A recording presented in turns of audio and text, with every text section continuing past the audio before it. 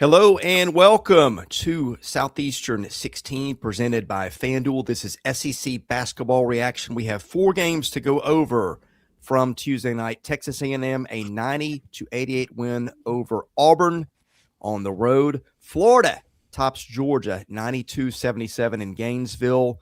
Tennessee goes to Austin, beats the Longhorns 85-71, and South Carolina a 78-68 victor over LSU in a game that had some pretty wild swings.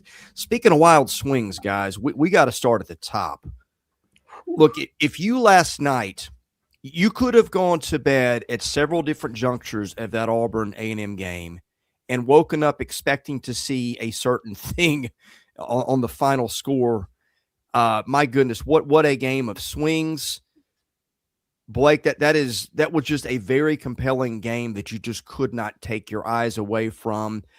If you missed it, one of the most controversial endings of the college basketball season, Keyshawn Murphy for Auburn, just after A&M had missed a free throw on purpose to try to wreck Auburn's shot to get a game winner. Keyshawn Murphy hits one from 30-plus feet with 0.6 seconds left on the inbounds, overturned on review.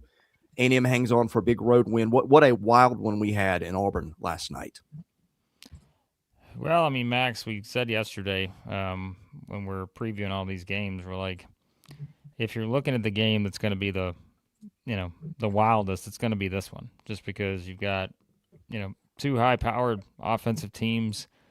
The way they play, Auburn's defense has left a lot to be desired, which kind of became the theme down the stretch of this game.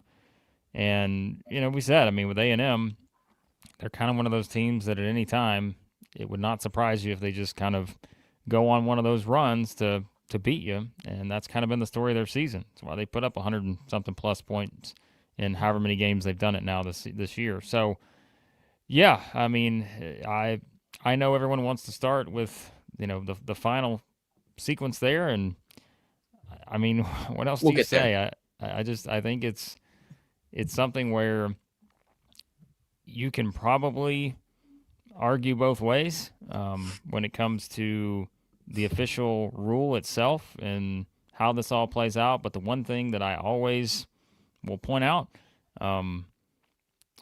is we don't always see what they see. And I think that's the thing that I just I can't tell you with full definitive answer one way or the other, because I'm not looking at what they're looking at. And I think we have to keep that in mind. They are not looking at the same thing we are seeing on the broadcast every time. And I just, I think just the overall, we probably didn't get enough last night. I wanted a little more in terms of just the way they were, showing the replay and all those other things.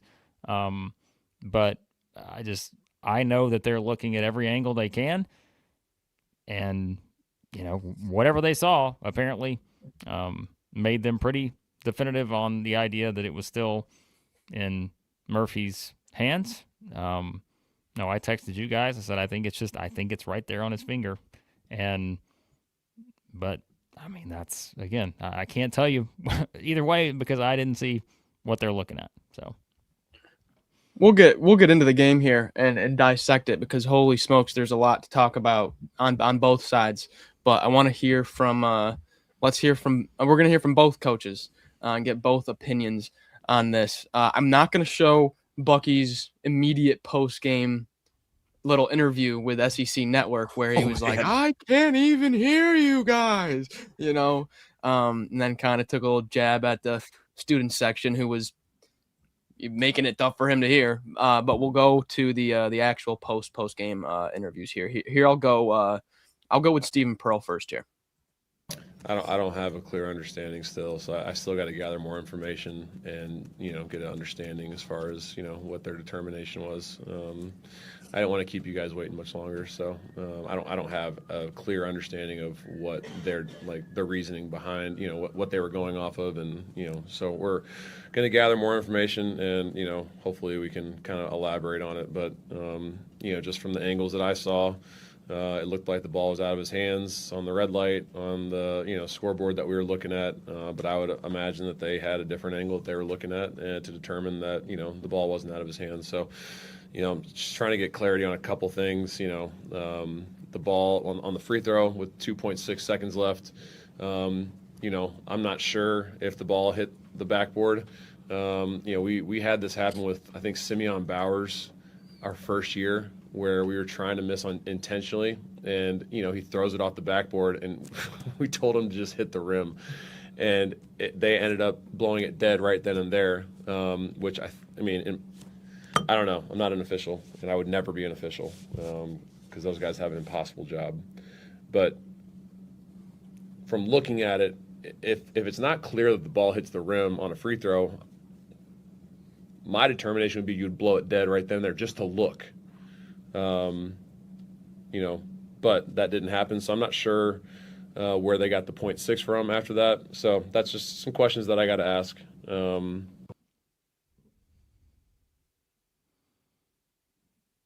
He goes on to say that he's going to talk with the athletic department at Auburn and try to find some more answers on not really what actually went down, but just the explanation of, you know, that free throw and then the clock. Was it a clock malfunction? Was it a faulty whistle? I'm still a little bit confused on the free throw, the clock hitting the rim. Was it a inadvertent whistle that was the reason why? Did the clock start on accident? I was trying to find all morning. I'm still a little bit confused on the whole missed free throw, hitting the rim, clock being stopped. Should it have just been played out and then they go to review after? Did they stop it too early? I'm still a little bit confused on that. Yeah, the shot itself, I think the explanation is that the clock that the officials were working with and the clock that we were watching on TV were different. And I thought live, like that's a lot to do in 0.6 seconds. I mean, that's a lot of moving parts. I was talking about the free throw. Right. I know that. I was talking about the one that after that, though. Like there's a lot of stuff to unpack here, because I think the one I'm talking about is the one where a lot of people are focused. But I think that's your explanation there. The other one, I think Stephen Pearl had some really good points. Yeah. And then real quick, just about a minute here from Bucky. Bucky had a little bit of a different opinion. Shocker.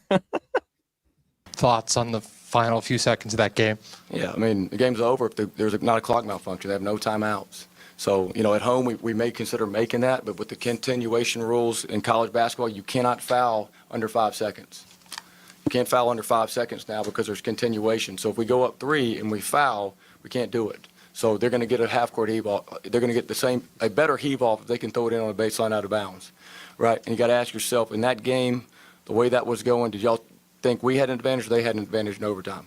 Do we have a better advantage to win it right there with them having to catch it and shoot a 80-footer the way it should have been? Or if they could throw it in, have an opportunity to make a 3, and then there's overtime? It's going to be a tough win in overtime for us. But they had no timeouts. So that's got to get corrected right there, just with what happened at the clock, because if we thought there was any way for the game to be stopped with the review or with the clock went too early, which is what they were saying, that's the only way for the game to be stopped. It's the only way we could lose the game pretty much, unless they're going to make a 75-footer.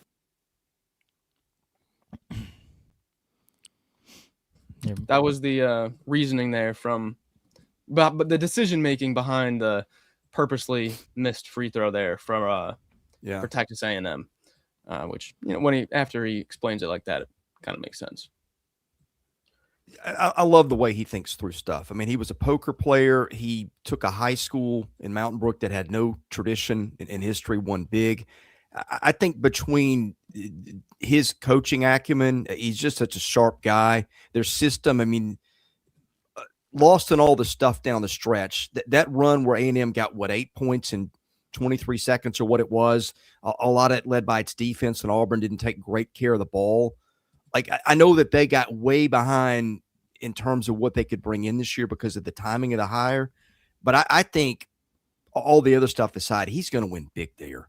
But between how good a coach I think he is, and I think the players are going to bring, because, man, that is a fun system to play in. Yeah, I mean, we've not doubted that. I think when he got hired, I mean, I think other SEC teams would have been perfectly fine hiring. I don't know why you wouldn't, based on what he did at Samford and kind of his rise and all that. And like you said, Max, I mean, I think just, the way he thinks through things clearly right there. I mean, opposition's not going to like it, but he's right. I mean, when it comes to just, thinking it through that way and saying this is how we would do it. So, yeah, I mean, I would think most teams would want to try to look at it from that perspective and say gives us percentage-wise our best chance to win. And it felt like they were doing the things like that to make sure it gives them that opportunity. So, I'll go back to some other stuff here. We've got some super chats, 9-time champions here, by the way. Maybe Auburn should stop making buzzer beaters. Well, that's one way to look at it. I think hard to put yourself in that position. We'll get to Blake's back with a $5 super chat. Says Stephen Pearl is not the guy. Wish he was. Would have been a great story. Doesn't have the edge Bruce did. Can't get the best out of his team. I'll push back on that a little bit in that Max and I have not wavered on our idea on this roster for 6+ months. Mm-hmm.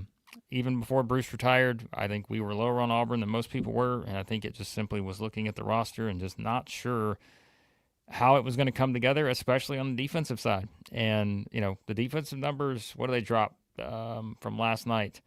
They were 80th, I think, entering. They're 101 now. Their defensive numbers just continue to plummet. And, give Texas A&M's defense credit for the way they turned that game around, but also, I mean, there's got to be some sort of pushback when it comes to stopping a team when they're making a run. And I know our guy Ruben, hit some big shots and all that, but still, I just think that's the thing that's going to hold Auburn back the rest of the season. There's just going to be, it's just going to continue to be the theme, I think, all year is that defense is the thing. And I don't know, Max, we talked about this a while back.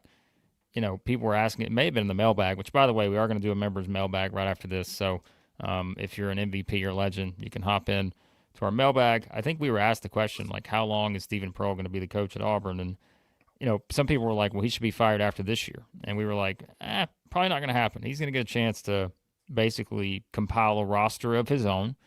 And, you'll get to see kind of how it plays out. They're not firing the guy after this year, folks.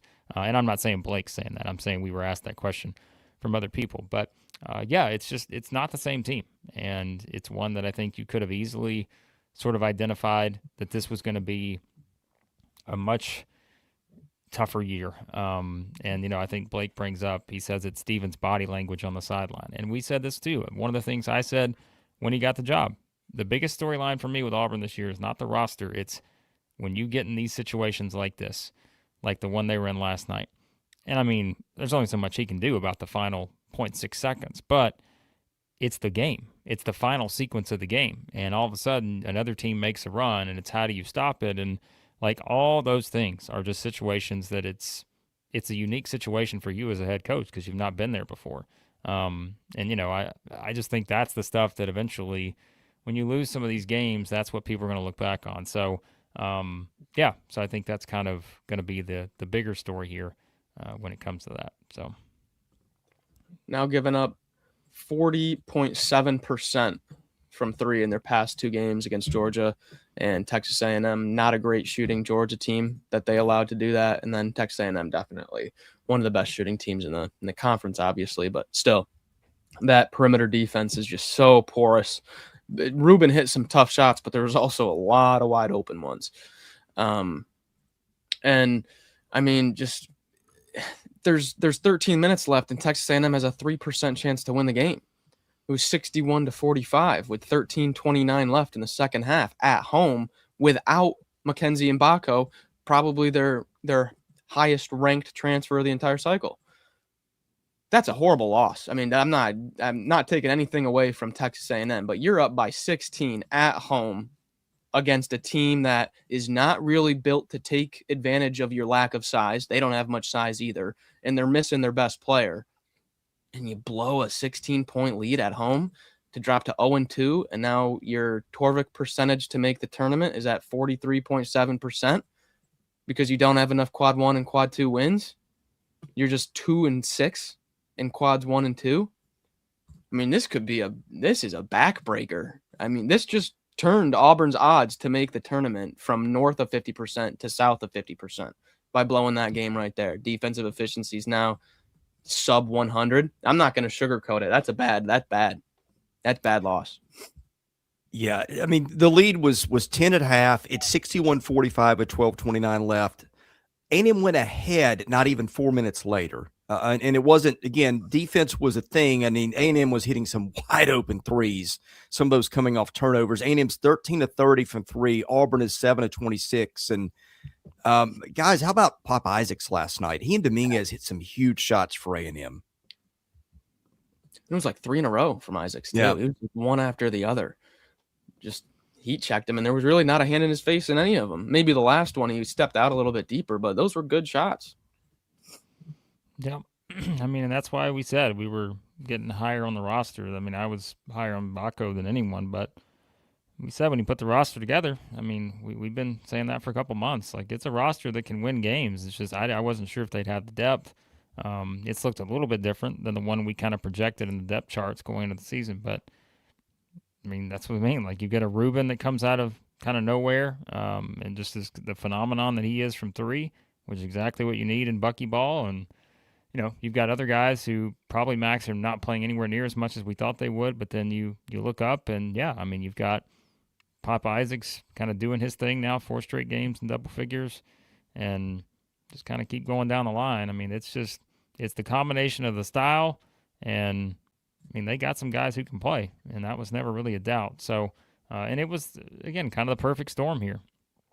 Playing a defensive team that just does not give much pushback. You hit some tough shots, but they also give you some opportunities to make shots, and it was kind of that combination.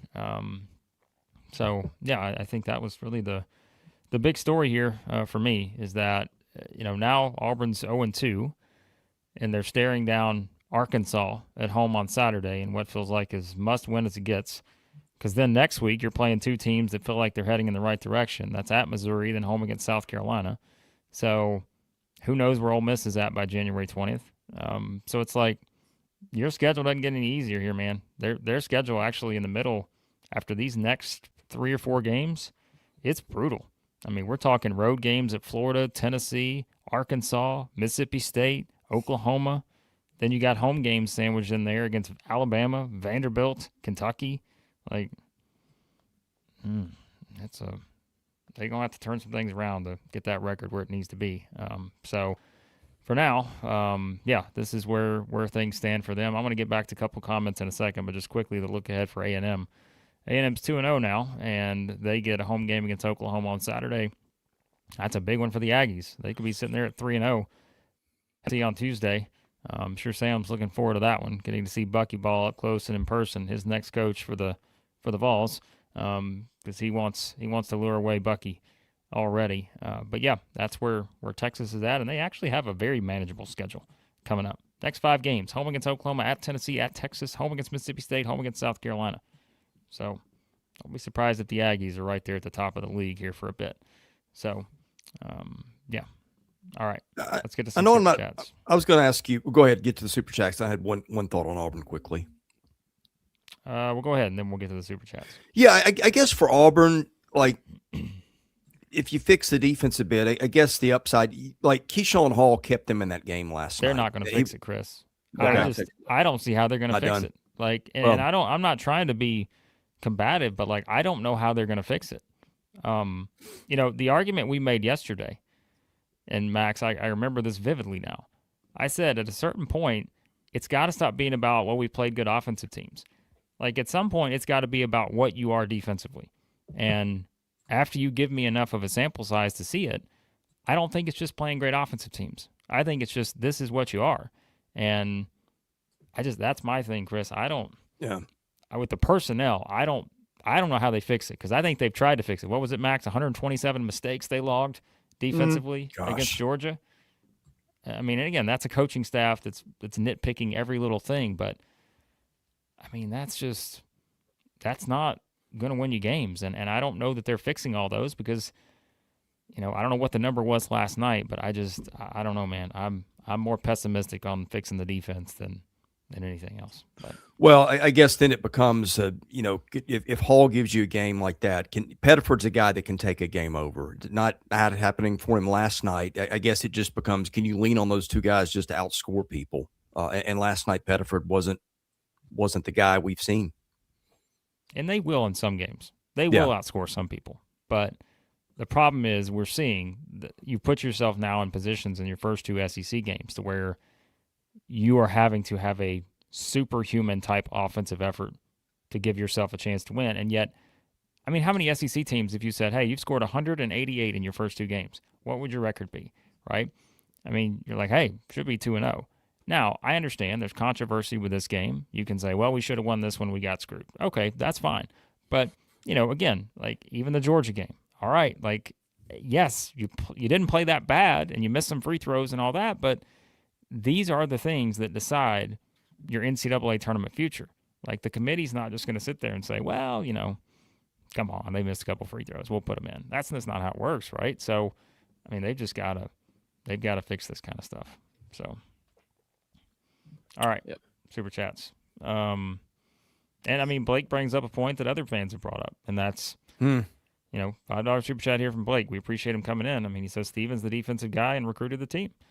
I mean, he's not wrong on some of those aspects. So he was kind of the defensive guy, and that's where it stands. And Blake has another $10 Super Chat here to say that he thinks Steven needs to go ASAP. Says we aren't a blue blood. We were nothing before Bruce. If we gave him 3 seasons and it goes bad, we're back to where we were pre-Bruce with zero program credibility. So in this era, man, like we say, you can change a program in one off season, and I think that's why the patience is not going to be as high on some of this. So if I'm being honest, I don't know if Bruce would be having much more success, to be honest. Maybe a little bit, but the roster is what it is.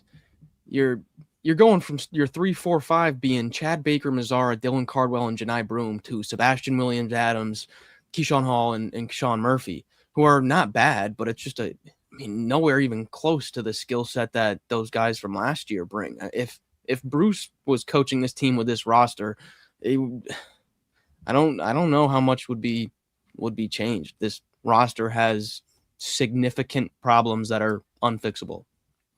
Yeah, D1 experience last year per Ken Palm 24, this year 176, and it wasn't just that. Like Cardwell, Broome, those guys felt like they played together forever, right? Well, that they're really good too. But point is that there's a lot of stuff in the dynamic here. I mean, Auburn's got some talent. Hall and Pettiford are really, really good, but those guys were older and they played a ton of minutes together. Yeah. I mean, I'm looking at their numbers. They dropped 2 in the net, but again, this is where the strength of schedule is going to help them. They're 9-6, but they are kind of the ultimate example of if they just can get to probably 9-9, like they're going to get in the NCAA tournament because their strength of schedule, and that's where again it's how they get there is going to be important because, like we said, it's one thing to again kind of use the excuse of we played Michigan, Arizona, and Purdue, and it's okay that we lost by 28 plus in all those games. Well, that just doesn't work when you kind of, if you just keep compiling losses, it doesn't matter at that point. You guys got to win games. So that Auburn, I mean, they're going to win games. Like they're going to eventually, again, just outscore some people. The defense may get better. Do I think the defense is going to get better to a point to where we're just going to say it's a non-factor anymore? No, I don't see that happening unless they bring somebody in, I guess, which at this point,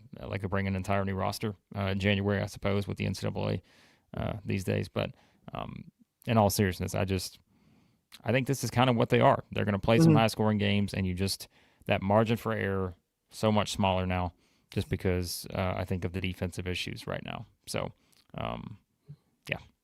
But all right, let's get to Super Chats here. Let me catch up. So John, $10 Super Chat earlier to say, Chris may have said something about, I don't know what this is reference to, John, remind me. Maybe Chris said something about the game was played somewhere else. I don't know. Not sure. But then he gave us $5 extra to say that he's just kidding. Gotcha. We appreciate the just kidding Super Chats. Those are the best. So Blake adds in another $2 here to say it's the way the team plays, not the result. Well, yeah. I mean, they both factor into each other, right? And I think that's where the frustration's coming in, it seems like, for Auburn fans. So, all right. Hold on. We got to catch up on a few more, and then we're going to keep going here. yeah, this was obviously the biggest topic of the day, to say the least. Let me try to. We got a lot of super chats here. I'm trying to. Oh, make I sure. forgot to pull up Murphy's shot, the still that the refs used.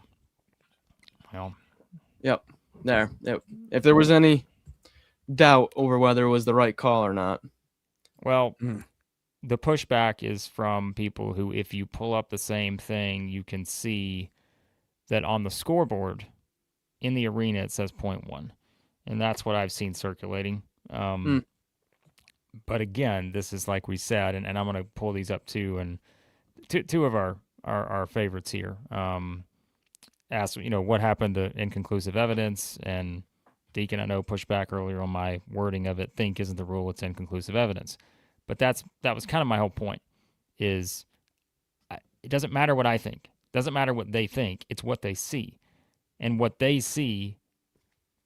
I don't know that we have, again, seen every single angle that they've seen, and that's just kind of my point. Is like you said, Max. I mean, that's probably one of the clearer ones you're going to get.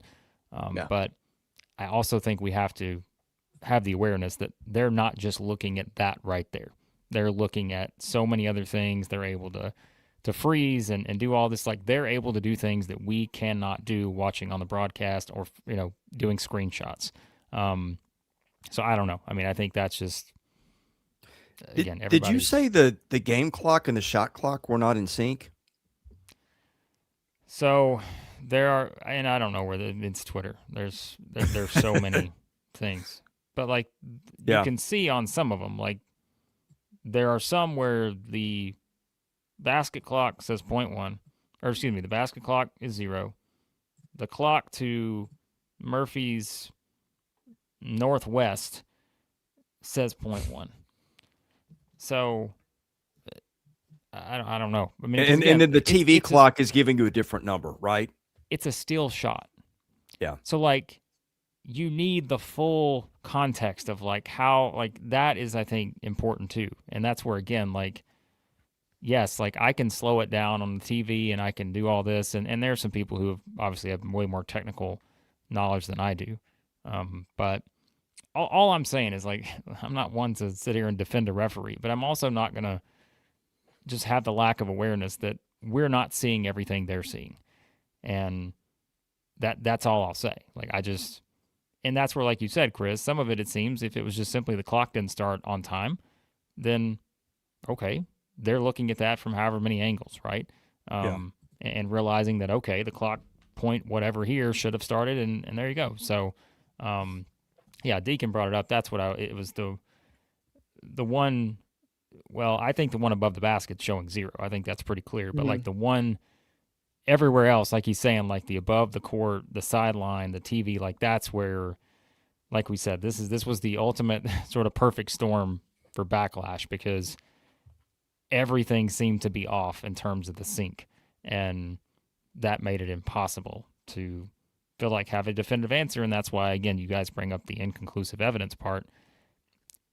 That's where that may be how we look at it, but I don't know how the referees are looking at it, because they may have the evidence that is very conclusive. But I don't know, man. It was is this picture not conclusive? Well, so that's not what I'm saying. I see what you're meaning here, and again, it does from this standpoint. If that's the clock, I mean, that's the thing. Well, I mean, it feels like this would be easy to thing. clean up. Like, we're 2026. How do we not have a shot clock and a game clock and a TV clock in sync? I mean, A, that would solve a lot of things, and B, go do an ACC style thing. Say, this is what we saw. This is why we ruled the way we did. Even if people don't agree with it, the discussion's a little different this morning. I mean, explain to people what happened and why it happened and what you saw. Even if you're wrong, I think people can respect a little. Well, maybe not fans in the heat of battle, but you get what I'm saying.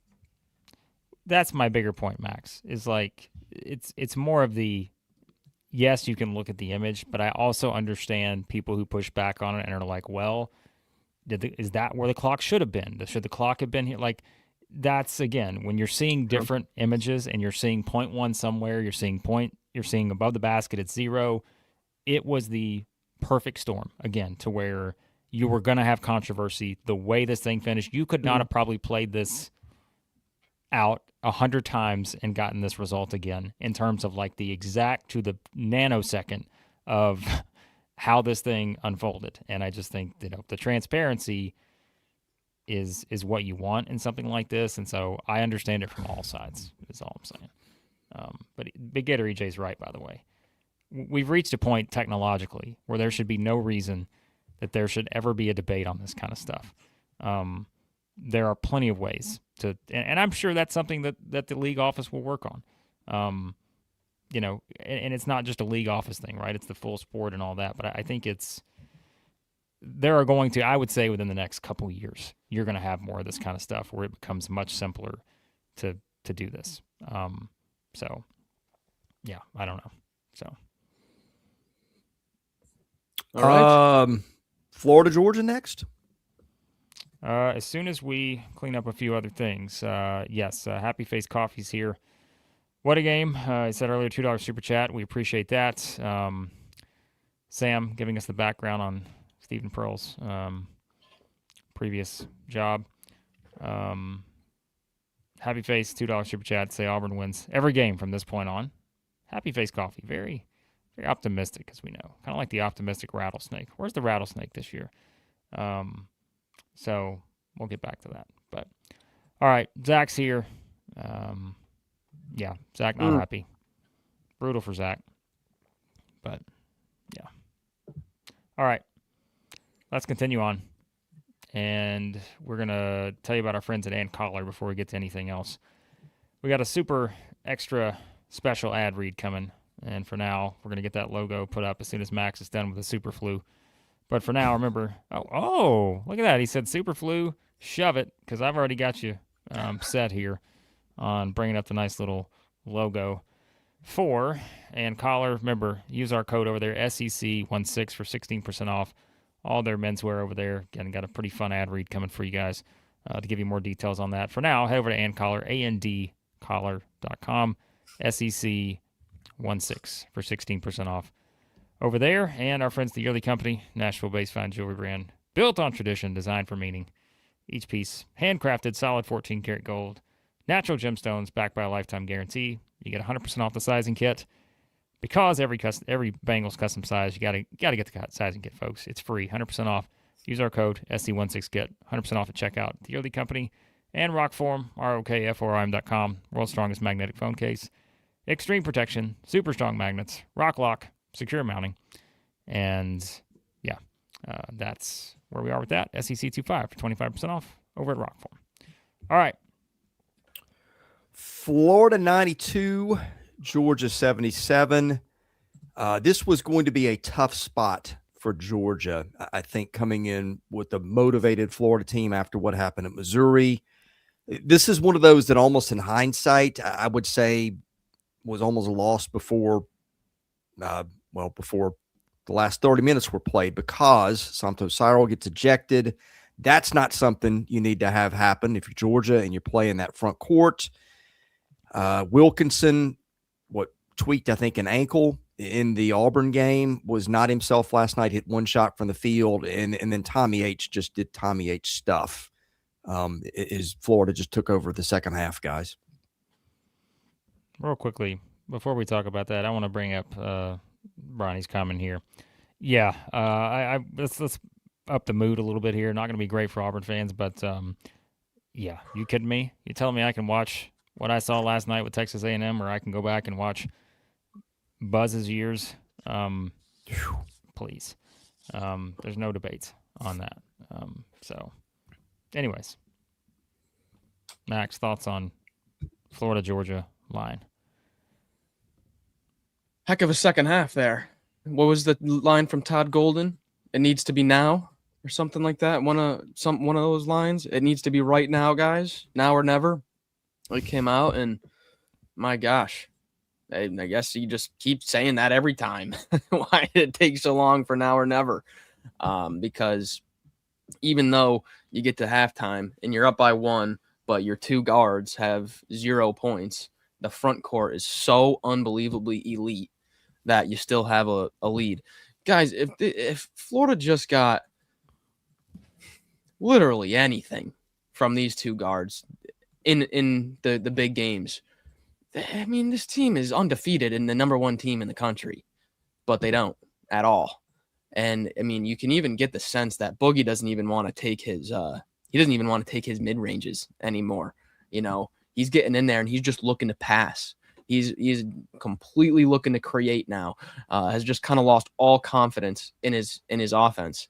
But I thought he did a great job defensively on the guards. That was kind of the main thing that we were circling for Georgia is, hey, if this thing is close, these guards can create, man, and they can shoot and make stuff happen in close games and late shot clock scenarios. So I thought, even though you're not getting the offense from Boogie, I thought his defense was good. And if Tommy H isn't in your player of the year conversations now, you haven't been watching Florida the past few games, because this guy is just playing out of his mind. And what won't get mentioned is the 4 blocks that he had. That's a career high, ties a career high 4 blocks for Tommy H. So literally doing everything for the Gators right now. He needs some help. Can we get Tommy H some help, guys? Come on.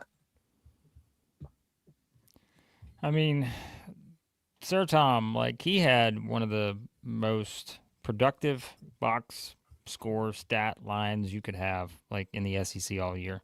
You know, like you said, not even going to mention like the stuff beyond the just clear double-double, but like 5 assists, 4 blocks, 3 steals, only had a turnover. Yeah, I mean, the guy's tremendous. That's why we've crowned him. I mean, he's Sir Thomas Houck now. And you know, he, like I said, I just think, and I think he was my pick, Max. What did we do? It was like the Rock Lock Award. Was that what it was? The Rock Lock Reliable? Mr. Reliable. Like I said, he's my guy. Like, any game, just give me that guy and I'm okay, because I feel confident that he's going to find a way to step up and make the plays he needs to make. And we kind of led the charge. And, you know, Condon, I think this year, a lot of people came in thinking that he was like the clear first team all SEC guy. And that's the thing. Like, I feel like there's been a little bit too harsh on Condon. Like, I think Condon's been perfectly fine. Like, he's not been the best player in the league, but he's been perfectly fine this year. I think a lot of people would be fine having a 4-man that has the stats that Condon has put up. It's just, again, you need all these guys doing it on the same night. And we've just reached a point where the guard play is timid. Like you said, I think that's just a confidence thing. And, you know, can you fix your confidence? Sure you can. Like, that is fixable. Like, you can fix your confidence. And we've seen, again, Lee have kind of a stretch where he played better. This was kind of one where, you know, shots weren't falling. That can disrupt your mindset a little bit. But, I mean, at the same time, I don't want to just make this about Florida, because I think we have to keep in mind here that Florida came into this game playing a team that had 2 legitimate first-team All-SEC type contenders, like first or second team, in Blue Kane and Jeremiah Wilkinson. Like, these are guys on the perimeter that have just been tremendous for Georgia this year. And, you know, so I think, yeah, even though those 2 did not have their best game, I mean, that's probably easily, Max, right, their least productive game of the season combined. Still, I mean, these are, you know, these weren't a bunch of chumps you're going up against here. These are 2 guys that have performed as well as anybody in the SEC this year when you just look at the overall numbers. So, yeah, I think is Florida going to fix the problem of not having Walter Clayton? No, they can't fix that. But they can fix some of the confidence things. I don't know that they're going to fix the shooting. Although I think Chris mentioned the stat in the chat. What is it? Florida's 10 of 40 on, catch and shoot threes. So it's like, hey, yeah. But, you know, now they're 27.7% from long range, and that's 350th in the country. So that's going to be an element that's going to hurt them in some games when they face teams that simply can figure out how they make them shoot more of those. And that may be what, you know, wins you a game or loses you a game. And like we said, if you go back to the game at Missouri, they go 7-27. And it's just like, and Big Gator EJ's pointed out multiple times, it's like, you look at Florida's season, if you add one more 3-point make in the games they've lost and all that, it's like, hey man, we're not really that upset with where Florida's at right now. But I think they're trending in the right direction. It's just, you've got to understand, this team is going to have more limitations than last year, and I think we've all certainly recognized that at this point. Well, they've got a core of some stuff they can do offensively. I think when Flan takes the ball to the paint, he's so athletic. Like, they scored a lot of points last night, I felt like, off, alley-oops to Condon. And I think they did some of that against Missouri too. And then the kickouts to Howell. Like, you got some stuff to work with. And if Xavier Lee can just hit threes closer to what he hit at Princeton last year, I don't think he's but I mean, like, you need some. This is where that not having like a Will Richard or somebody like that really hurts him. You need another part or two on the perimeter you don't have, but you can get a lot just out of those three guys doing what they do. Santos Cyril, I mean, in a game like this, you can do that. You lost the game. I mean, I'm not saying that if Santos Cyril doesn't get ejected that Georgia wins. I'm not saying that, but you lost the game for your team. Once you go out, I mean, against this front court, geez, that swings things massively. Credit to Ruben for not punching back too. I mean, if I got elbowed in the face, I'd probably immediately try to throw an elbow back. So good on Ruben. But I thought Chris brought up a good point earlier in the chat about Micah, 11 rebounds off the bench. Like, I'm just getting more and more impressed with Lockton every time I see him. He's just fantastic.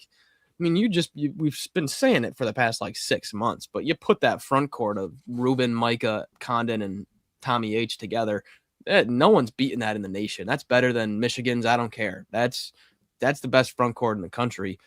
You don't have anything really offensively to supplement it yet.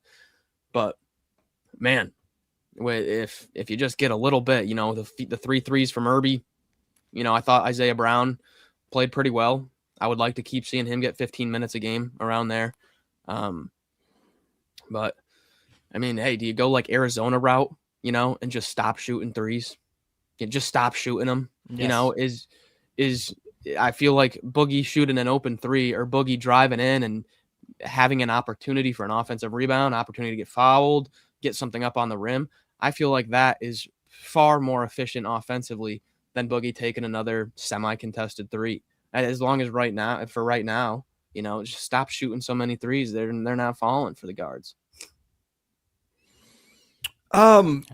Is this just a flush it game for Georgia? I mean, that was again bad circumstance. You don't want to be without Cyril. Kane had one of his worst games. I gotta wonder how much Wilkinson's ankle was a factor. I mean, that's a lot to go against you in that spot last night. Is this just a one-off, or I think there's a pretty good team in here, but I am a little curious how it looks going forward, especially if Wilkinson's not 100%. Well, I mean, it's a spot game. I mean, we said that yesterday, Max. I mean, they were what was the final line on this one? It's like 9.5, 10.5. Number 18 team in the country is a 9.5-point underdog on the road against an unranked team. And again, that's AP poll. Don't get me started on the AP poll. But like, Georgia's not a bad team. It was the ultimate spot. Florida had to win. They lost to Missouri. They had to bounce back. They did. Georgia came off of a wildly emotional overtime win against Auburn. And so turn around 3 days later, have to go play the champs, who feel like they are just not in desperation mode, but they're like, we got to do something here. Tough spot for Georgia. This was about what you would expect, I think, in this game. And like you said, the only thing that really stands out is just the combination of Kane and Wilkinson not really doing a lot, but some of that can be explained, whether it's an injury or whether that's just simply Florida. So I don't have many concerns about Georgia. I think Georgia's going to outscore teams a lot this season. And when those two guys are playing well, and like I said, I think if you put them against a lot of other SEC teams last night in that setting, they probably still beat a good majority of them. But it's just they were playing Florida, and Florida knew what they had to do. So credit to the Gators on that. Schedule doesn't set up too bad either, Blake. You got a road game at South Carolina, which is going to be a one possession spread. Probably they're going to be favored to win that game. And then you got a home game against Ole Miss, where you're probably going to be about a 10-point favorite around there. And then a huge home game against Arkansas. So you could bounce back from this with a road win at South Carolina, take care of business at home. And then you're looking up at Saturday, January 17th, huge home game against Arkansas. You could be right back rolling again. So I kind of like how it sets up for Georgia, but it could also you go to South Carolina and lose, and That's I was right. like, oh no, oh no, oh no. Yeah. Well, let's go to that one next, because I think that's more interesting than Tennessee, Texas, and that's nothing against Tennessee or Texas. I just think it was a more That game noteworthy was never a game. No, and that's about what we expected. So we're not going to have a lot of thoughts on Tennessee, Texas necessarily. But South Carolina goes in the Max Barr play of the day. The Stone Cold lead pipe rock lock of the century. Max called it yesterday. I wanted to too, and now I went back and watched it. Max, both of us were basically saying we're picking South Carolina, and then dummy here decided he's going to pick LSU. Gave you all the reasons why I should pick South Carolina, and then I picked LSU. Coward is what I would call it, Max. Cowardly act on that. But South Carolina, 78-68 win at LSU. No Dean Thomas for LSU. We have to mention that. But come on, whether he's playing or not, you can't be down 43-15 with 5 minutes to go in the first half and expect to win the game. You knew LSU would rally and make it a little bit more interesting, but never leading in the game. South Carolina just came out, completely took it to them. Now, of course, South Carolina had maybe their best shooting game of the season. I'd have to look back at my notes on that, but 12 of 21 from 3, 57%. Elijah Strong, our guy here at Southeastern 16. We got a new one. 30 points, an unbelievable performance for this guy. And, it's not like this just completely came out of nowhere. He's had a couple good performances this year. And that's like we say, it's all about just getting hot, hitting shots. And that's where, like, in some of these games where he scored 18 or whatever, as Virginia Tech, he went 1-9 from 3, right? It's 3 more threes. All of a sudden, boom, he's right there again, close to this 30 mark. So just kind of a thing that all came together. And, man, that's a great win for South Carolina. It's a bad loss for LSU. There's no other way to put it. But great win for South Carolina, and gives me a reason, Max, why I told you I'm hanging on with the Gamecocks here. I was hanging on before this game. Now I might rank them in the top 5 coming out of this with Father Lamont's group there in Columbia. Sent a text to Blake about right around dinner time yesterday. Gamecocks money line plus 280 locked in. I told you on the prediction, I said I'd taken South Carolina. I endorsed the plus 7.5. I don't trust this LSU team without their 2 best players. And I sent you a text at like 8 minutes into the game, and I said, cash it. It's already over. Like, go ahead and cash it right now. Like, this game's over. So, yeah. Well, I'm not going to lie. Watching that game in the second half, Elijah Strong picks up his 3rd foul, and then about a minute later, pokes Kobe Knox in the eye, friendly fire, and then commits a foul to stop play because Kobe Knox is poked in the eye to pick up his 4th foul. Elijah Strong's got to go to the bench for the next 5 minutes, and LSU goes on a run and cuts it to like 6 or 8 or something. I'm like, you got to be kidding me. You poked your teammate in the eye and then took a foul to go get your 4th foul? Strong, you got a career high tonight. What are we doing? Too much physicality. He's so much of a bully. He's bullying his own teammates out there. Just friendly fire happening out here on the Gamecocks. But no, I mean, hey, you got to credit LSU for fighting back. That game was over and done with after the first about 10, 15 minutes. Pablo Tamba is a beast. Mike Nwoko is a beast. 7 offensive rebounds that you felt the whole second half. South Carolina, any rebound they got, it wasn't like a clean rebound. It was like maybe a tip and the ball bounces a little bit and a guard grabs the rebound or something like that. Sharab Jams, his length was really big down the stretch defensively and on the boards. But guys, LSU's going to struggle without Thomas. I mean, analytically going into January, he was one of the top players in the league. And when you look at like Evan Mia's like indispensable players, Dean Thomas, one of the most indispensable players on and off the court for his team, they're really going to struggle offensively without him. They did a decent job at turning some defense into offense, got some Max McKinnon threes there, get the crowd into it. But they're gonna struggle whenever Thomas isn't on the floor. I thought the biggest stat of the game, I mean, Carolina's a really good free throw and 2-point shooting team, but last night they're 12 of 21 from 3. I mean, they do that, they're going to be a lot of people. Yeah, I mean, they were 32% coming into the game. Yeah, so They just, I mean, that was just, again, kind of the wrong way to start it for LSU. You come out, you just can't get anything going. And like Max said, I mean, without Thomas, if any other team is in this same situation, they're going to struggle because, I mean, you just got to look at his stats to realize that, like you mentioned, I think indispensable is the right word.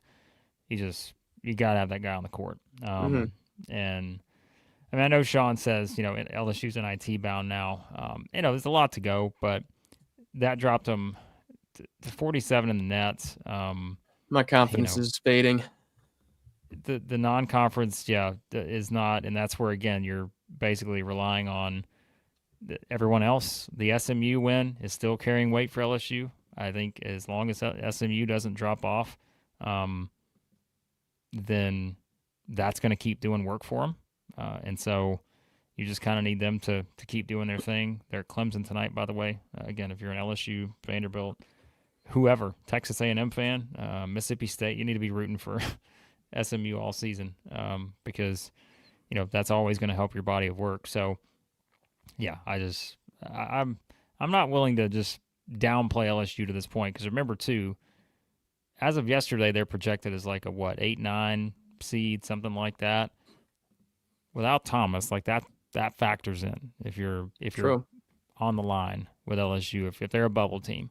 The committee's considering, but that's all hypothetical right now. It depends on what they do moving forward. And speaking of which, now you look at it and you're like, uh-oh, because they go to Vanderbilt on Saturday.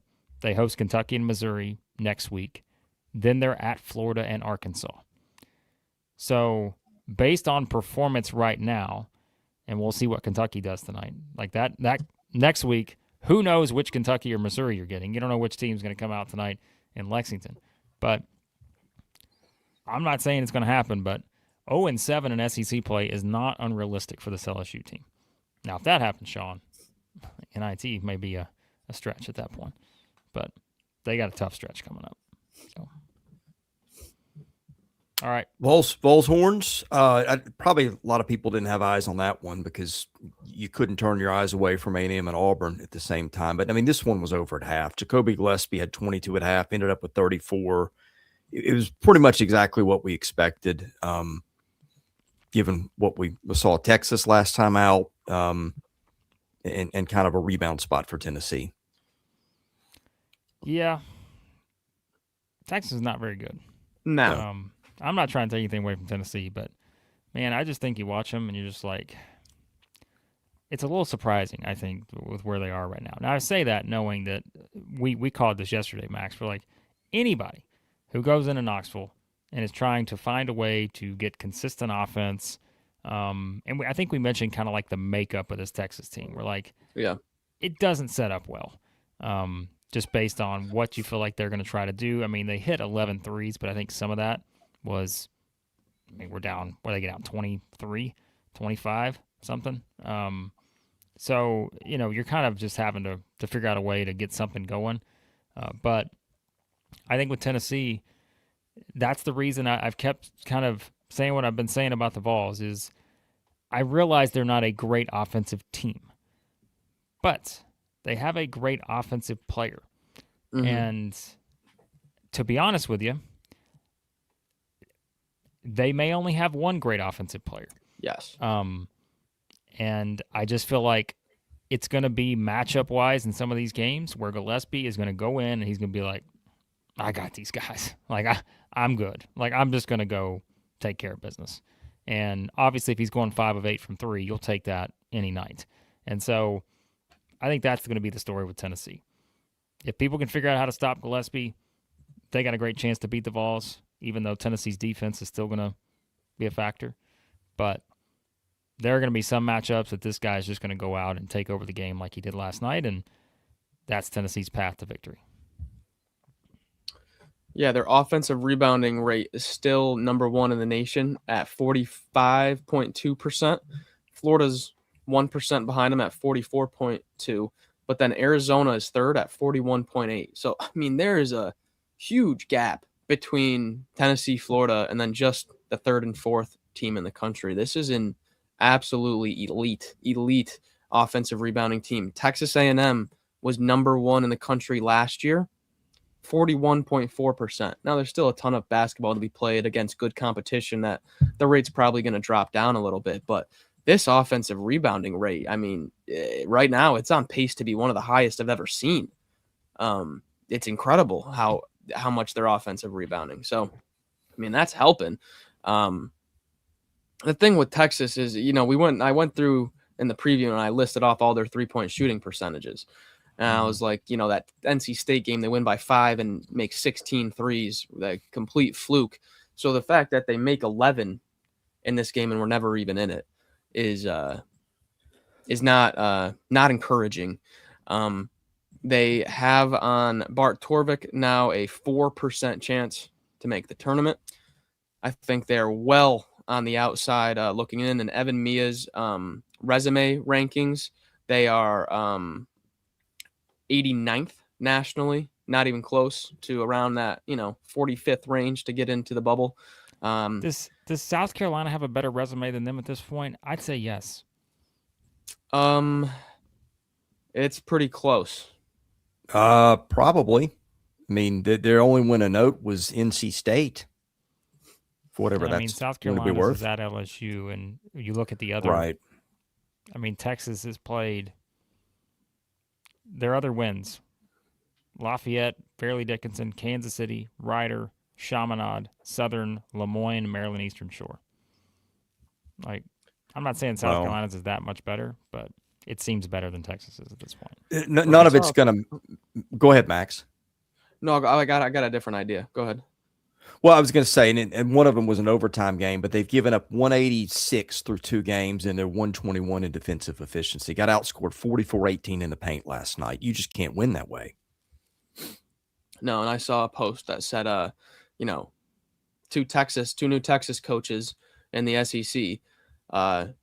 Sean Miller goes to the Longhorns and inherits a few different players, brings over Dalen Swain with him, gets one of the best 7-footers in the portal who's getting NBA scouting looks in Voki Titus, brings over Traore with him, who's one of the best rebounders in the country 2 years ago. Tremont Mark is a vet, SEC vet, not a star, but played a ton of basketball. And then you look at what Bucky inherited, the last Power 5 coach in the cycle, the latest, roster to put together. I think you can argue that Bucky inherited a tougher situation to put a roster together than Sean Miller did.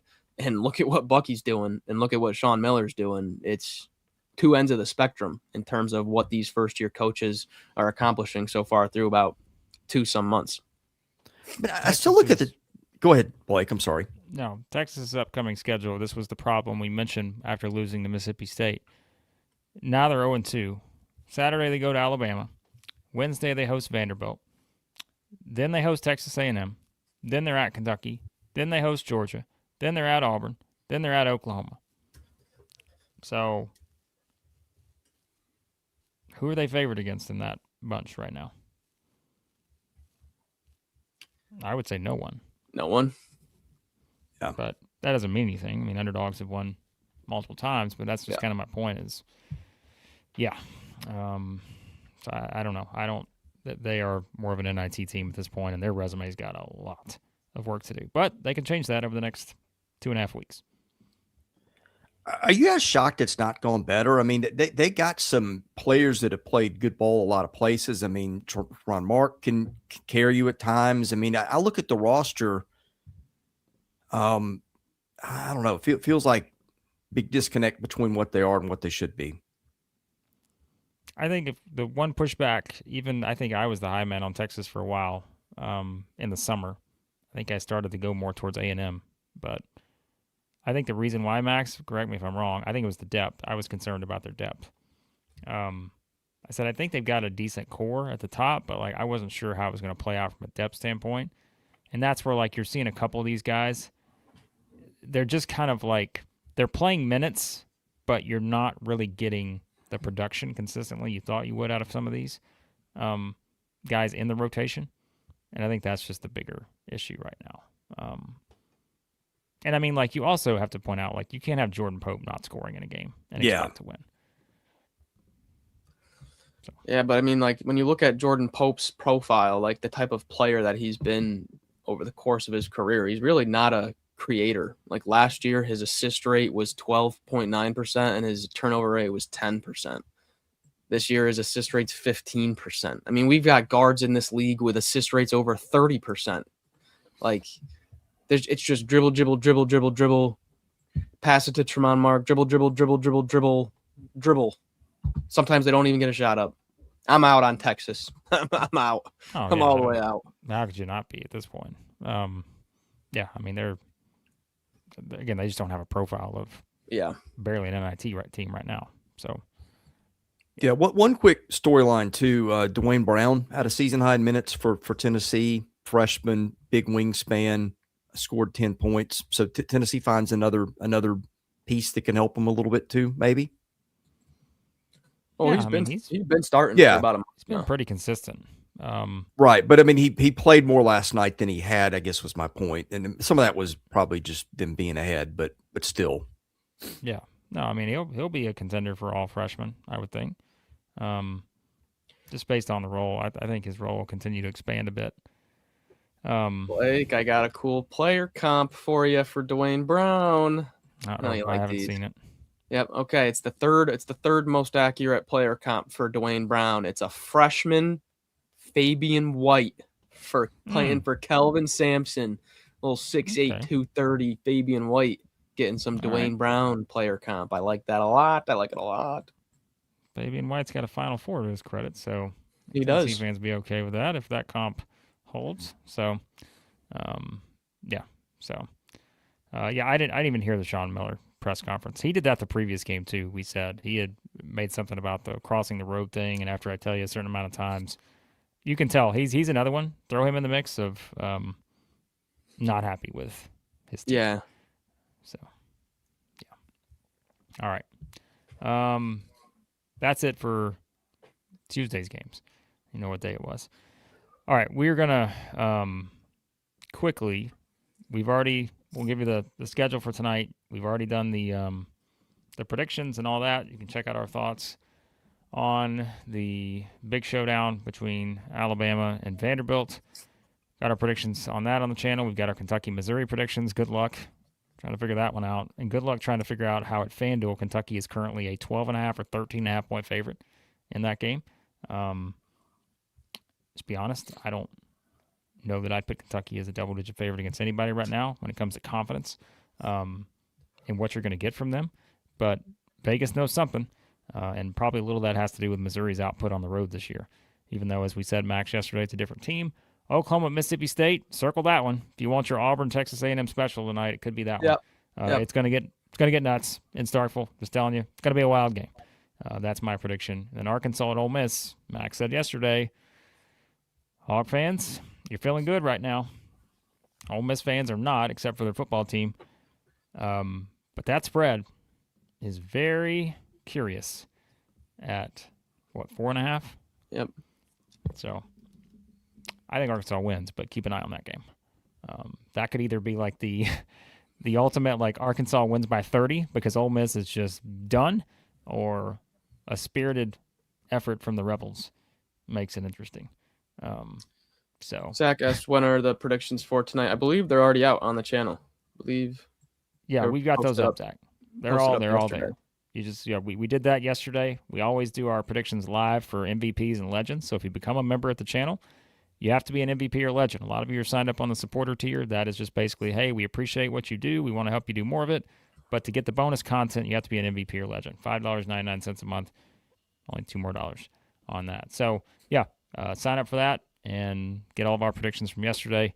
They're all up in separate videos and all that good stuff. And you can join in live when we do that. Speaking of which, we will have a live for our members coming up right after this. Going to hop over to the members mailbag. We'll have football coming up today live on the channel as well. Seems like Sam wants to talk about Ty Simpson. Sam, calm down about Ty Simpson. Like, is he talking about Joe Montana? Like Tom Brady? Come on. No, we'll see how it goes on that. All right, going to get to a couple things on the way out here. And the best prediction of the day, I completely agree with. Chris is right. tomorrow's going to be toxic in the chat no matter what. So prepare yourselves. Tomorrow's chat will be probably exactly what you saw on Monday in the power rankings. Just know that. So no matter what happens tonight with Alabama Vanderbilt, you're going to get an interesting chat tomorrow. Same with Arkansas, Ole Miss, all that. So quite a combination of teams. We got Kentucky. Oh man, we got tomorrow's chat. No matter how these games go, Max, the different combinations of what we could be talking about, this is going to be, I don't even know how to say it. It's going to be wild. It might just extend my fever based on the amount of chaos that's going to be. Yeah.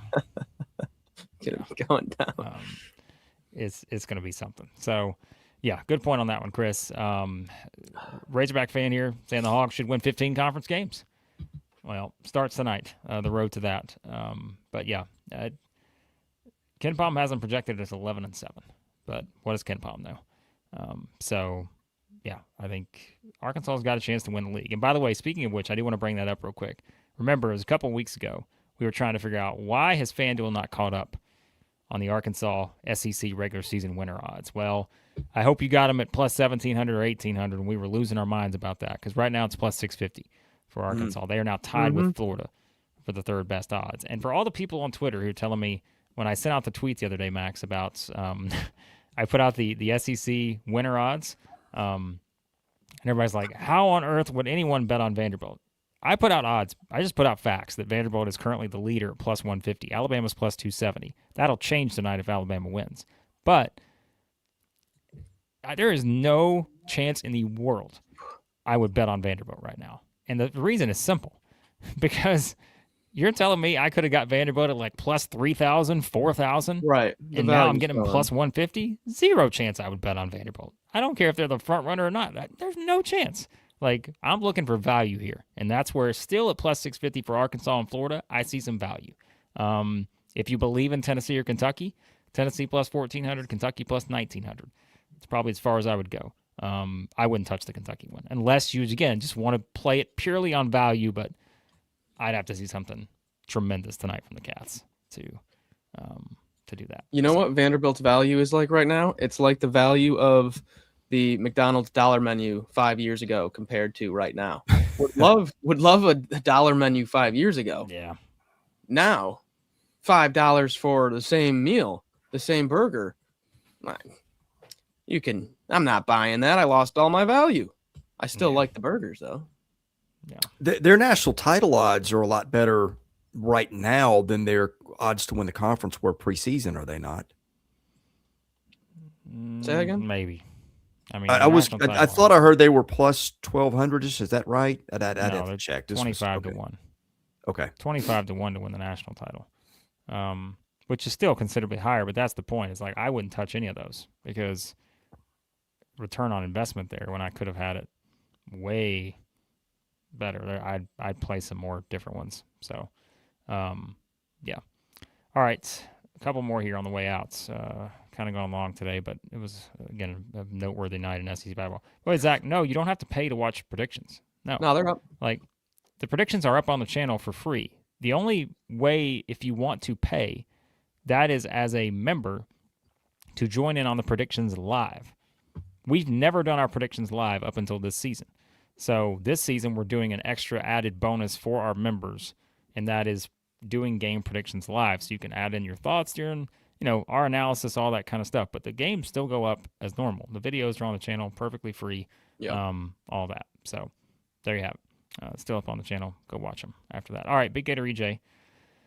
Can we talk about challenges? $5 super chat here. Every coach's challenge was successful. How many other calls were missed by this crew?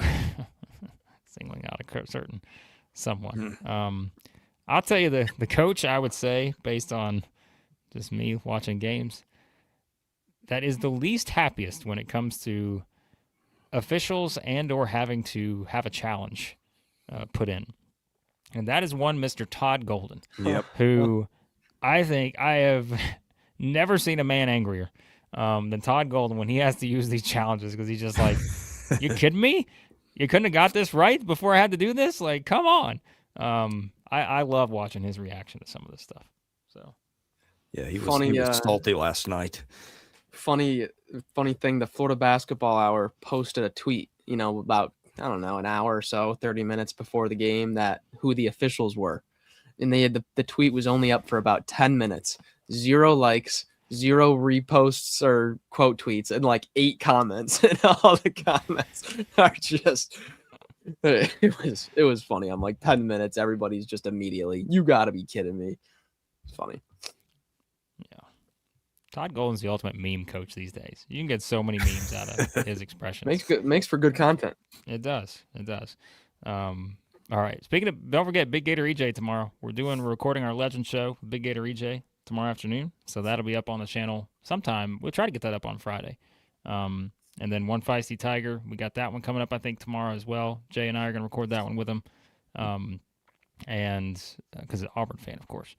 And yeah, more on the way. Sam and Chris are going to get connected on their Legend check show. your messaging, Sam. I sent you one yesterday. We still got Shane in the rotation. If you become a legend, remember you get your own show here for members. You get to join us on a show, pick a topic, all that good stuff. So great way to sign up. And I will get that link put up here in just a second while you guys hit on a couple other things and one more to go. All right. By the way, Zach's asking, why is Kentucky favored by 13.5 over Missouri? I couldn't tell you, Zach. I think to me, that says more about Missouri than it does Kentucky. And that means Vegas sees something with Missouri that it does not love in this spot. Missouri has been on the road twice. One of them was Howard, and the other one was Notre Dame, which it lost about a month ago. Well, Illinois in a neutral court and Kansas and got beat unmercifully. Well, yeah, there was also that one, which was, So, but like you said, neutral. Yeah. But the away from home I think what's more trends for right. Missouri. Yeah. I think the more intriguing part of this line is the fact that it opened 11.5 and then has been pushed out after opening a full 2 points out to 13.5. That's more shocking to me than even the opening line just being a double-digit favorite to begin with. The fact that it was already pretty wide and then has moved out a full 2 points. I'm like, what in the world is going on here? Wasn't anything on the injury report, right, for Missouri? No, just Javon Porter, but he was out the last game as well. Yeah. Maybe Jalen Lowe got a bionic shoulder over there. I think people are trying to buy low on Kentucky, and I got to see it, man. We'll see. All right, last one. This made the rounds yesterday. One of the most talked about topics on social media yesterday, if you were on there. Philip asks, is it unfair to take Nate Oates' comments out of context for motivation? It absolutely is. And it's also what Saban would do. That's right. So, yeah, the quote got thrown out there yesterday about Nate Oates, where one of the lines was that Vanderbilt hadn't played any real good teams, which, boy, when I heard that, I almost had like a flashback of just like, wait a second, am I in the chat right now with Nate Oates? Like, what's going on? Are we doing a show here? Am I in like a dream? But there was way more to it than that. And that, again, folks, my PSA is always, you can't just look at the tiny watch the clips, sound bites, the tiny tweets. Like, you have to get the context on everything. And yeah, that was something. Yeah, I think you're right. I think Nate is I think he's a channel member. I'm sure. So no doubt. All right, we'll see. Big one tonight. Won't give you the spoilers on who we picked, but we picked someone. There you go. What else could you want? All right, we're out of here. Head in the members chat or mailbag. Yeah, I'll be in the gym for Vandy Bama tonight. That'll be fun. I'll be back tomorrow. We got football coming up at 11 Central, right, Blake? That is correct. Yes. Okay. Yeah, whatever you guys are talking about, it'll be on the channel live. Playoffs, and maybe portal. Portal's always a topic. So anyway, we'll be doing that in about 45 minutes. So tune in for that if you don't mind. Yeah, it's something constantly here because we got stuff to cover all the time. Let's see what Brett did there. All right. That's a wrap. Thank you guys for watching. Thank you for your super chats. Thank you for joining the membership tier. For Max Barr playing hurt, for Blake Lovell, I'm Chris Lee. You've been watching Southeastern 16 presented by FanDuel.